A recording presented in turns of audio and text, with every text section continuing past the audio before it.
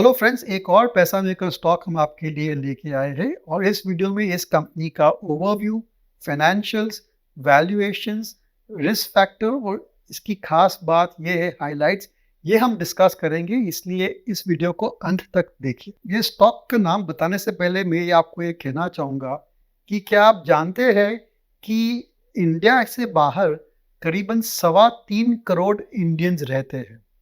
They are NRIs और they are person of Indian origin और ये गल्फ में रहते हैं, अमेरिका, यूरोप, सभी कॉन्टिनेंट्स में you can see Indians have made their home over there. और ये जो कंपनी है, it caters to the food requirements of these 3.2 crore NRIs और पर्सन्स ऑफ इंडियन ओरिजिन। जी हाँ, ये जो कंपनी है ये रेडी टू मेक फूड्स बनाती है, सॉसेस, पिकल्स, फ्रोजन फूड्स वगैरह वगैरह बनाती है, which it exports to almost 55 countries, and it is very popular with all the Indian population over there. ये कंपनी का नाम है ADF फूड्स। एक काफ़ी हाउस होल्ड नेम है इंडिया में और ग्लोबली।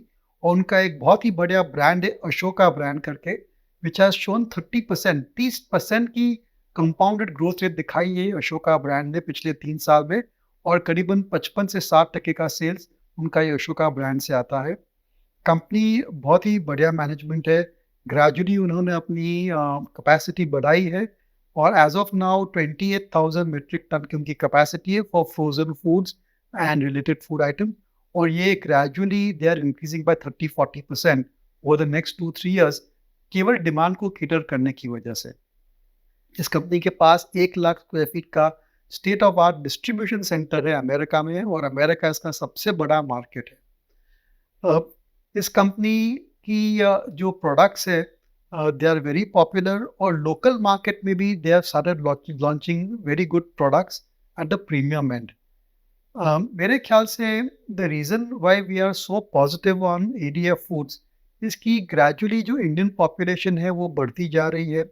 उनकी जो डिमांड है for good quality food that also is improving gradually. और कंपनी अपना जो डिस्ट्रीब्यूशन नेटवर्क है वो धीरे धीरे फैला रही है।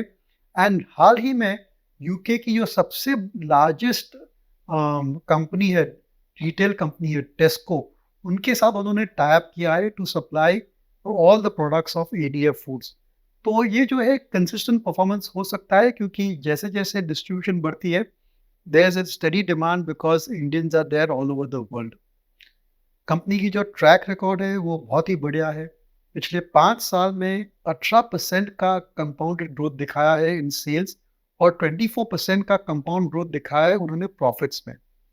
और उसकी जो रिटर्न ऑन इन्वेस्टमेंट है, रिटर्न ऑन इक्विटी है, that is in the high tin 17-18% के आसपास है।